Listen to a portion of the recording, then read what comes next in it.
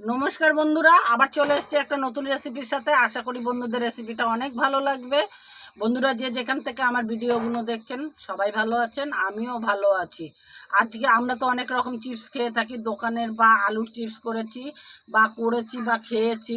আজকে আমি পাতা দিয়ে চিপস বানিয়ে দেখাবো। শুরু থেকে শেষ পর্যন্ত সঙ্গে থাকার অনুরোধ রইল। আর আমার চ্যানেলটাকে যে সাবস্ক্রাইব করেছে তাকে অসংখ্য ধন্যবাদ। আমার চ্যানেলে যদি নতুন হয়ে থাকেন চ্যানেলটাকে সাবস্ক্রাইব করবেন আর বেল আইকনটা প্রেস করবেন। এইখানে আমি দুটো পোলট্রির ডিম নিয়ে নিয়েছি, আমি ভেঙে নিচ্ছি প্রথমে। এই চিপসটা করব আমি। এখানে বলা হয়নি যে আমি শিউলি পাতা দিয়ে আমরা চিপস করে থাকি বা বড়া খেয়ে থাকি। আমি আজকে এটা দিয়ে নতুনত্ব একটা চিপস করে দেখাচ্ছি, সেটা আপনাদের সঙ্গে শেয়ার করলাম।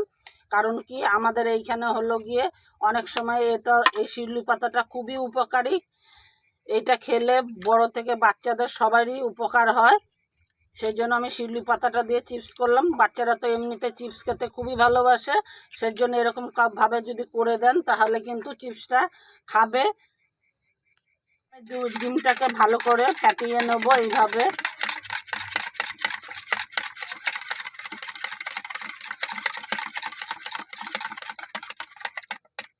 আমি 30 গ্রামের মতন কর্নফ্লাওয়ার নিয়েছি। আমি এখানে ঘরের উপকরণ দিয়েই করছি, এমনি কোনো সবার ঘরে কর্নফ্লাওয়ার থাকে।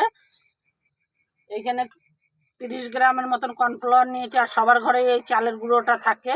আমি দুটো উপকরণই ঘরের দিয়ে করছি। এইভাবে যদি বাচ্চাদের চিপস করে দেন বাচ্চারা কিন্তু খুব খুশিও হবে আর খুব আনন্দ করেও খাবে। আমি এই কর্নফ্লাওয়ারটার সঙ্গে চালের গুঁড়োটাও দিয়ে দিলাম মচমচারের জন্য। এখানে পরিমাণ মতন আমি নুন দিয়ে দিলাম।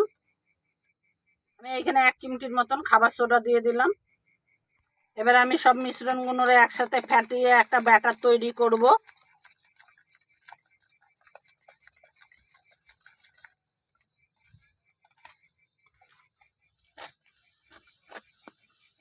এইখানে আমার হচ্ছে না, আমি এখানে সামান্য একটু জল অ্যাড করলাম। আপনারা যদি অল্প করেন তাহলে কিন্তু এর মধ্যে আর জল দেওয়ার প্রয়োজন পড়বে না। এই মাপে যদি করেন তাহলে জল দেওয়ার প্রয়োজন হবে না। এইভাবে আমি ব্যাটারটাকে ভালো করে ফেটিয়ে নেব প্রথমে। এখানে কিন্তু আমি কোনো নুন ছাড়া আর খাবার সোডা ছাড়া কোনো কিছু অ্যাড করিনি।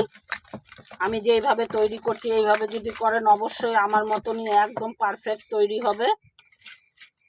বন্ধুরা আমার ভিডিওগুলো দেখেন, দেখতে দেখতে হয়তো ভুলে যান, একটা করে লাইক দেবেন, তাহলে আমি অত্যাধিক খুশি হই।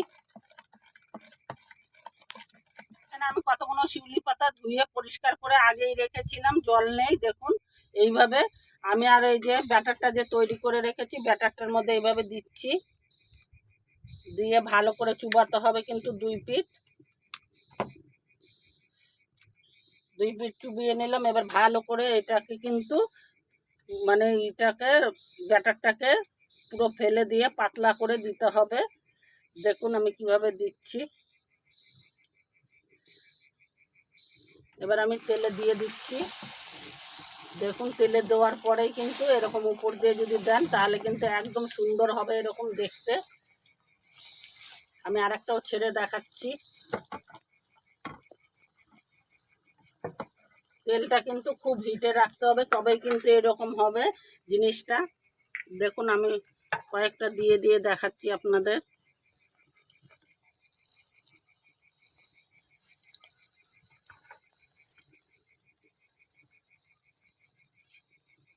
এরকম করে পুরো কিন্তু ব্যাটারটাকে আগে ফেলে নিতে হবে, কিন্তু কাঁচালে হবে না। কিন্তু এইভাবে ব্যাটারটাকে পুরো পাতার থেকে ফেলে দিয়ে তারপরে কিন্তু পাতলা করেই দিতে হবে। এটা কচি পাতা বলে সেই জন্য আপনার পাতাটা একটুখানি মুড়িয়ে গেছে। আমি আবারও তেলে দিয়ে দিচ্ছি।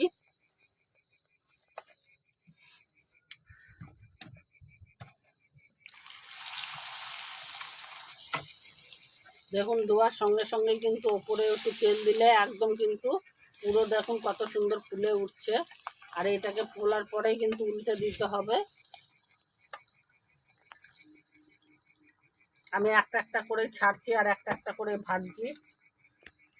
দেখুন বন্ধুরা আপনাদের বোঝার সুবিধার জন্য আমি আরেকটাও দিয়ে দেখাচ্ছি।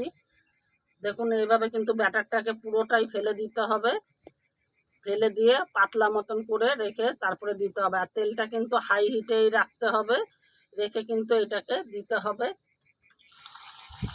দেখুন দেওয়ার সঙ্গে সঙ্গে কত সুন্দর ফুলে যায়। আর উপরে যদি তেল দেন এইরকমভাবে কিন্তু ফুলবে। দেখুন কত সুন্দর ফুলে উঠেছে।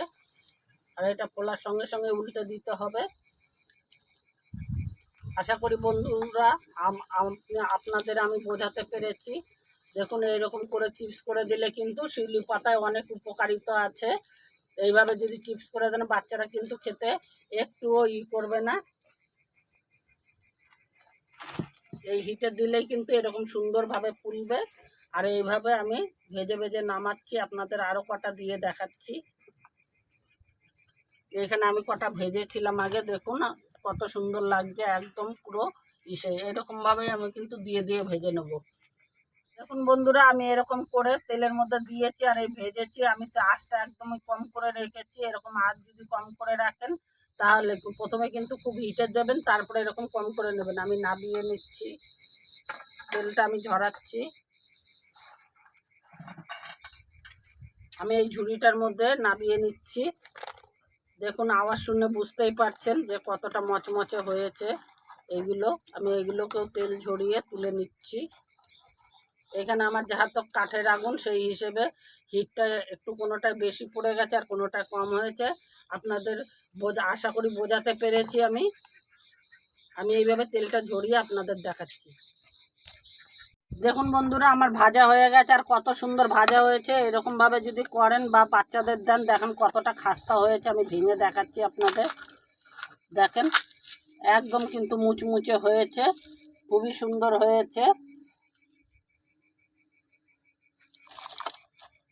প্রত্যেকটাই কিন্তু সুন্দর হয়েছে, একদম একটা বলে না। দেখুন প্রত্যেকটাই কিন্তু খুব সুন্দর মচমচে হয়েছে। আশা করি আপনারা বুঝতে পারছেন যে কতটা মুচমুচে হয়েছে। এরকম সহজ সহজ রেসিপি পেতে আমার চ্যানেলটাকে সাবস্ক্রাইব করবেন, বন্ধুদের সঙ্গে অনেক অনেক শেয়ার করবেন, লাইক দেবেন। আবার একটা নতুন রেসিপির সাথে দেখা হচ্ছে। কমেন্ট করে জানাবেন কেমন লাগছে আমার ভিডিওগুলো।